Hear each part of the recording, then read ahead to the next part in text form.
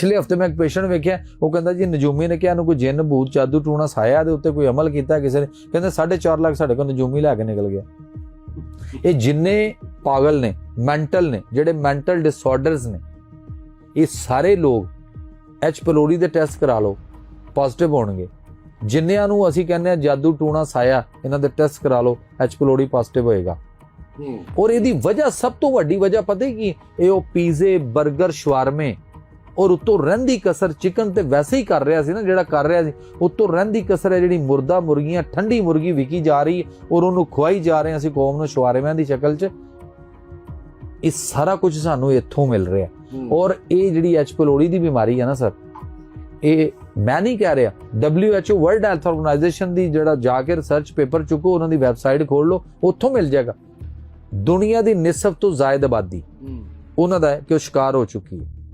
सानू back to nature आना पेगा। अगर इत्थे बह के हुण कोई कमेंट करे ना कि मैं जाहिल हाँ, तो मैनू कोई मसला नहीं उस कमेंट के उत्ते, मैनू कोई फर्क नहीं पैंदा। मैं अल्लाह और रसूल की बात उस तक पहुंचा दी, मैनू फर्क नहीं। लेकिन सर वो जिहड़ी दुनिया की आबादी ना इस वेले, वो तकरीबन पता है किन्नी जे, वो इस वेले 8 अरब के करीब है।